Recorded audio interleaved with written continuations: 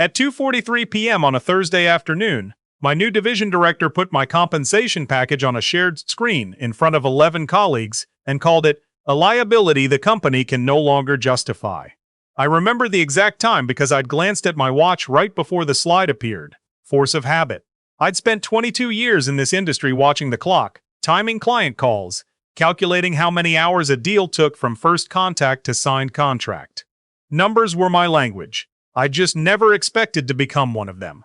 A line item someone else was trying to eliminate. My name is Hugh Calloway. I'm 51 years old. I live outside of Guelph, Ontario, and until that Thursday afternoon I was the senior account manager for a mid-sized logistics company that moved industrial equipment across Canada and into the northern U.S. We'd been doing it for 30 years as a family-owned operation before a private equity group out of Calgary acquired us 18 months prior. I want to be clear about something before I go any further, because people always ask. I was not overpaid. I was paid exactly what I'd negotiated after 12 years of growing the company's top accounts from roughly $4 million in annual revenue to just under 19. My total compensation was $318,000 base, performance bonus, and benefits, and every dollar of it was tied to performance metrics I'd hit or exceeded for 8 consecutive years. My wife taught high school history in Guelph. We had 2 kids in university, a mortgage on a house we'd owned for 16 years, and one aging Subaru between the two of us. We weren't living extravagantly, we were just steady. Comfortable the way you get when you've worked without stopping for 2 decades. The new director, I'll call him my director, because that's what he was and that's the most generous thing I can say, had joined us 4 months earlier from a consulting background. He'd never managed a sales team in his life. He'd spent his career doing cost efficiency audits for companies that were either failing or being restructured. And he arrived at ours with the confidence of a man who believed that everything could be fixed by narrowing a spreadsheet. He called the meeting a compensation alignment session. That should have been my first signal. In my experience, any meeting with the word alignment in it means someone has already made a decision and is now building the theater around it. There were 11 of us in the room, the full account management team plus 3 people from the finance side I didn't recognize. My director stood at the front with his laptop connected to the screen and started talking about benchmarking exercises and market-adjusted salary bands and the pressure the new ownership group was putting on EBITDA targets. Standard language. I'd heard versions of it before whenever a company changed hands. I sat near the window and let it wash over me, thinking about a client call I had at 4 o'clock. Then he clicked to a new slide. It was a table. 11 rows, each one a compensation package broken down into base, bonus, and benefits. The names weren't on it. They'd used employee ID numbers, but anyone in that room who knew their own number could find themselves immediately. And everyone knew their own number. I found mine in the 3rd row. 318,000 highlighted in a color the slide deck called Variance Red DA. This represents our highest single compensation outlier, my director said, clicking a laser pointer at my row. We're sitting at 63% above the industry benchmark for this role category. That's not sustainable given where ownership needs the margin to land by Q2. I felt 11 pairs of eyes move from the screen to me and back again. He didn't say my name. He didn't have to. The woman sitting 2 seats to my left, one of the finance people I didn't know, was already writing something in a notebook. She had the particular expression of someone who is documenting a scene they've been briefed to expect. Careful, neutral, a little too composed. I waited for him to finish the slide. He clicked forward to a breakdown of proposed restructuring options, which included eliminating the senior tier of account management entirely and redistributing my client relationships across 3 junior staff members at roughly 1/3 of the combined cost. Does anyone have questions before we move to the implementation timeline, he asked. I raised my hand. Walk me through the math on the client side, I said. Not the salary math, the revenue math. What's the projected retention rate when you redistribute accounts of this size to junior staff who've never managed a relationship above the $2 million mark? He looked at me the way people look at someone who has asked an inconvenient question in a meeting they thought they controlled. The transition plan accounts for a short-term adjustment period, he said. What percentage? We're projecting a 5 to 8% temporary variance in revenue during onboarding. I nodded slowly. I did the arithmetic in my head because I'd been doing it my whole career and it came automatically. The accounts I managed directly represented $11.3 million in annual revenue. A 5 to 8% variance meant somewhere between $565,000 and $900,000 in losses, and that was his own estimate, which I knew was optimistic by a factor of at least 3. You're replacing $318,000 in compensation with somewhere between $500,000 and $1 million in lost revenue, I said.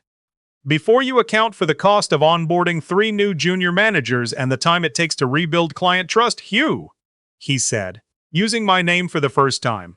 This isn't the forum for that level of granular debate. I looked at him for a moment. Then I'll keep it simple, I said. Do any of these clients know this restructuring is being considered?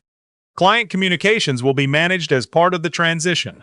I pushed my chair back, gathered my notebook and my phone, and stood up.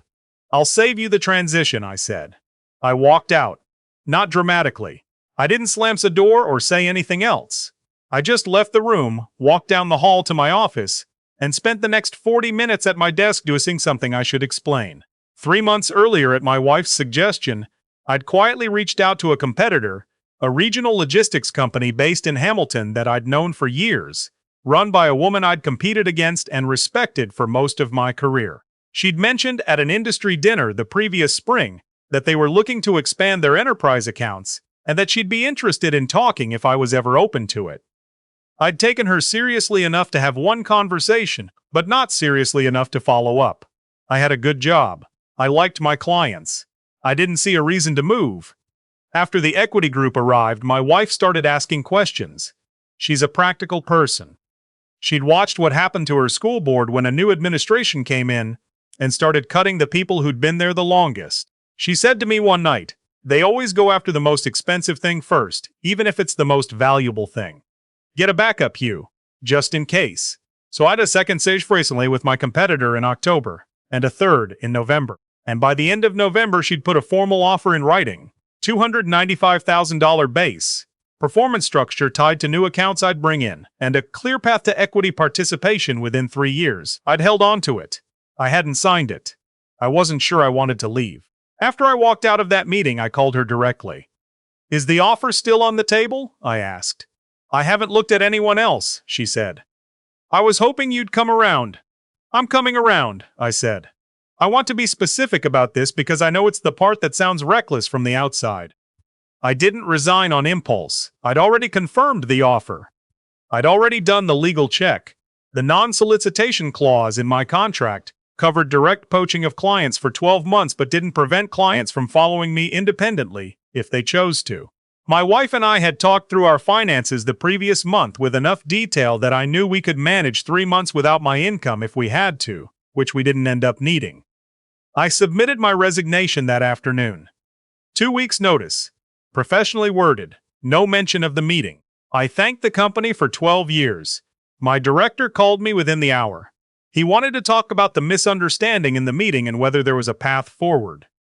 I told him I appreciated the call, that there was no misunderstanding, and that I wished the team well. I kept it short. There was nothing else to say. What happened over the next 6 weeks I didn't cause. I want to be clear about that too. I didn't call my clients. I didn't send emails with my new contact information or hint at where I was going. I followed my contract. On my last day, I handed over documentation on every account, every contact, every relationship note I'd built over 12 years, and I drove home. But clients talk. They'd worked with me for years. Some of them had my personal cell number. Some of them had met my wife at industry events. And when they called the office and were told I was no longer with the company and that their accounts would be transitioning to a new team, several of them called me instead. I didn't recruit them. I told each one that I was bound by certain contractual obligations and that they should make whatever decision was right for their business. I gave them the name of my new company because that was publicly available information, and I wasn't going to lie about where I worked. The rest was up to them. The first one moved within 2 weeks. A manufacturing client out of Brantford I'd worked with for 9 years. One of my anchor accounts, roughly $2.4 million in annual freight volume. His operations manager called me to say they were evaluating their logistics partners and wanted to know if my new company could handle their volumes. We could. They signed a contract. The second followed 3 weeks later. A distribution company in Kitchener. Another long relationship. Another conversation that I initiated not one word of. By the time I'd been at the new company for 2 months, 5 of my former accounts had made inquiries on their own.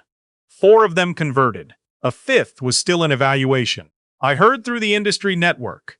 The kind of informal information that moves through conference calls and trade association lunches, that my old company had lost somewhere between 28 and 35% of the revenue that my accounts had represented. The junior staff who'd been assigned the relationships were good people, but they'd never managed relationships at that scale. The clients didn't trust them yet. That takes years, not weeks. My director had told the ownership group that the revenue disruption was a temporary adjustment period. It was still adjusting 6 months later when the company quietly let 2 of those junior managers go. I heard from a former colleague that the ownership group had brought in a different consultant to look at what had gone wrong with the restructuring. I never found out what that report said. I didn't need to. What I know is what happened on my side. 8 months after I joined, I closed the largest new account in my new company's history. A national distributor that had been on my radar for 3 years, but that I'd never been able to approach properly because of how my old contracts were structured. The deal was worth $4.1 million in annual volume. My boss, the woman who'd hired me, who'd been patient enough to wait while I made up my mind, shook my hand in the parking lot after we got the signed paperwork and said, "I knew you'd pay for yourself eventually." Eventually, I said. That was fast. She laughed. She's a good boss. That matters more than most people say when they're young and they think it doesn't. My wife asked me that night whether I felt vindicated. We were sitting at the kitchen table after dinner. The kids were both back at school. The house was quiet the way it gets in January in Ontario when the snow is on the ground and nothing is moving outside. I thought about it honestly. "Not really," I said. "I feel like I'm doing the same job I always did. Just somewhere that understands what the job is." She said that was the right answer. She usually knows. There is a thing that happens in certain companies, I've watched it my whole career, where a new leadership team arrives with a mandate to cut costs and a complete misunderstanding of where the value actually lives. They look at compensation reports and see numbers. They don't see the decade of trust building behind each number. They don't see that a client who's been with you for 9 years isn't loyal to a company logo. They're loyal to a phone call that gets answered on a Saturday, and a person who remembered that their operations manager's father was sick and asked about him the next time they talked. You can't benchmark that on a slide. You can't redistribute it to 3 junior staff and project a 5% variance. It doesn't work that way. My director had known the price of everything and understood the value of nothing. I don't say that with anger. I say it with the particular tiredness of someone who's watched the same mistake get made enough times to recognize it immediately, the same way a mechanic can hear an engine and know what's about to fail before anyone else in the car does. The framed letter is in my office at the new company now, the one formalizing the national distributor account, sitting on the shelf next to my 20-year industry service recognition from the Canadian Industrial Logistics Association. A client I built from a cold call a decade ago, a room I walked into before anyone thought it was possible. The market taught my director what I apparently couldn't explain in that meeting. Relationships follow the people who build them, not the companies that undervalue those people. That's not a principle I invented. It's just what happens every time when someone confuses a line on a spreadsheet with the thing that actually keeps the revenue coming in.